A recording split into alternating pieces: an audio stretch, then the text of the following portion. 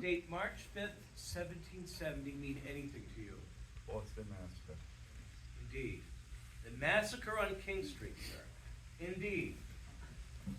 And to make a long story short, the Boston Massacre on King Street was the night when one soldier was surrounded by an angry mob defending the custom house. Other soldiers came to his relief, 9 in all. There was pushing, there was shoving, bells were tolling, and eventually, through that pushing and shoving and throwing of ice and rocks and snow, muskets were fired by the soldiers. 3 were killed on the spot, and 2 died later from their wounds. The next day, I was visited and asked if I would defend the soldiers.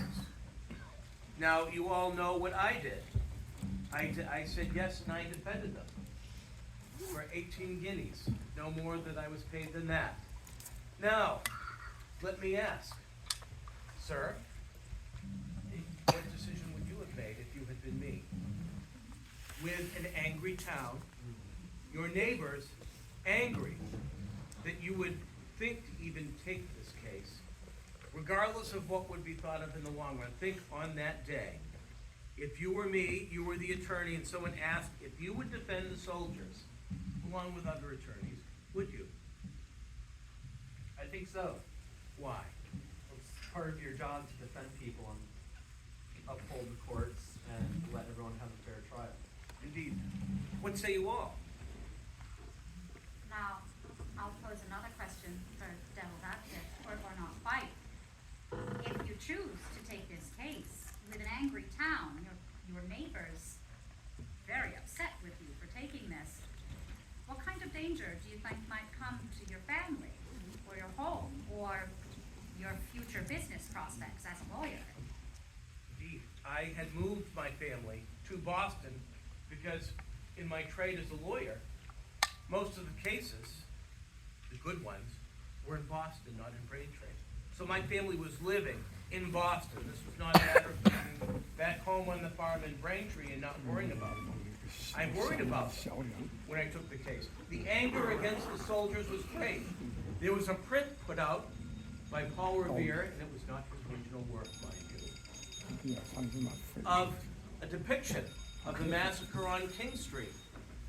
And it did not put the soldiers in a good light.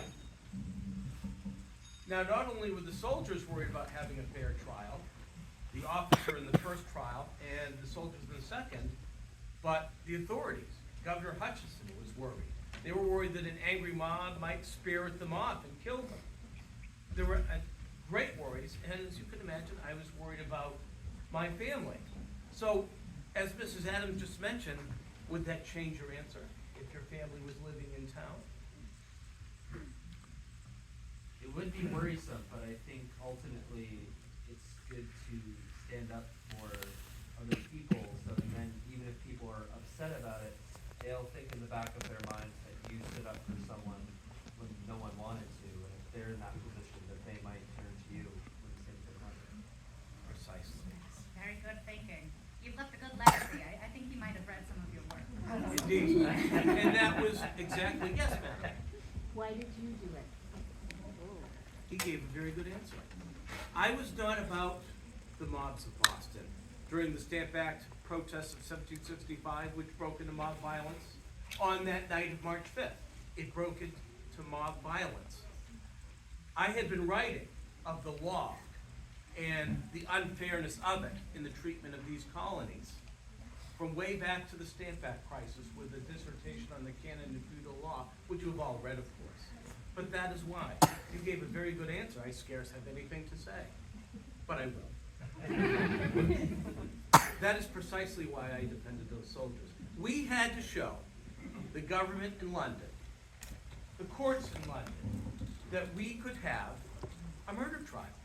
A fair trial could be had here in Boston in defense of those soldiers, because as you put it so eloquently, sir, every man has a right to representation in court, in a fair court of law with a fair jury, and be well represented. That was why I did it. And